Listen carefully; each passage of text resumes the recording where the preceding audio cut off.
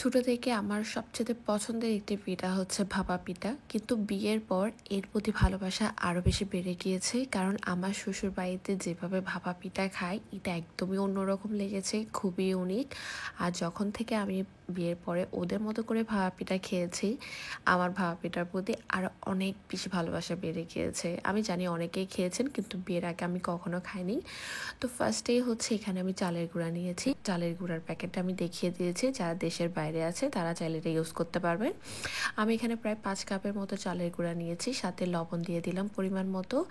এবার হচ্ছে আমি রেগুলার 1 কাপ এখানে দুধ নিয়েছি।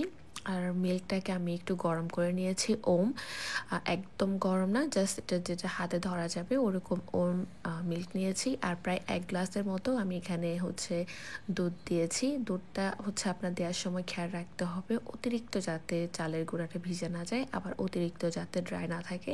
মুঠো করলে মুঠো হবে, আবার ভাঙলে যাতে ভেঙে যায় এমনটা হতে হবে আর কি। এবার হচ্ছে চালের গুঁড়াটাকে আমি আবার চেলে নিব। আর এই প্রসেসটা কিন্তু মাস্ট করবেন, না হলে কিন্তু ভাপা পিঠাটা অতটা খেতে ভালো লাগবে না। তো এভাবে করে হচ্ছে আমি সব কয়টি চালের গুঁড়া আমি চেলে নিচ্ছি।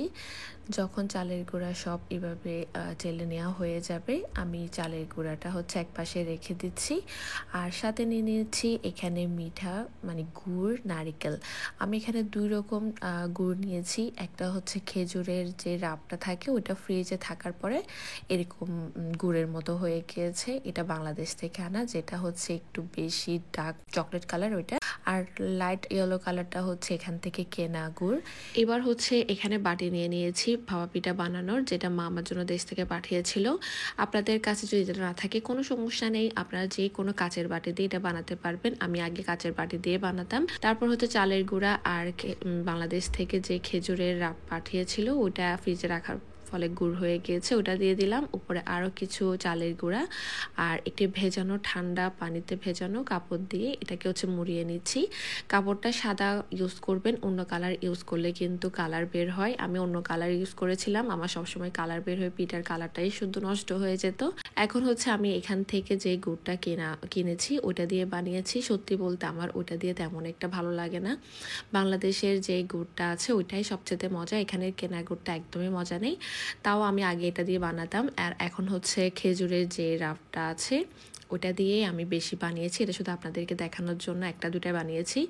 তারপর হচ্ছে এখন বানাবো শুধু নারিকেল দিয়ে। আর এটা একবার পিঠা বানানোর পরে একটা সুতির শুকনা কাপড় দিয়ে কিন্তু মুছে ফেলতে হবে, শুকনা কাপড় বা টিস্যু দিয়ে।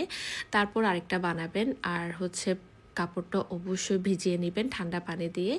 তারপর হচ্ছে পিঠাটা পারফেক্ট হবে আর কি। আর বানানোর পরে কাপড়গুলো কিন্তু আবার ঠান্ডা পানিতে ভিজিয়ে নেবেন। যতবার পিঠা বানাবেন ততবার কিন্তু কাপড়গুলো আপনাদের দেওয়ার আগে অবশ্যই ঠান্ডা পানিতে ভিজিয়ে তারপরে ইউজ করতে হবে, তারপরে পিঠা পারফেক্ট হবে।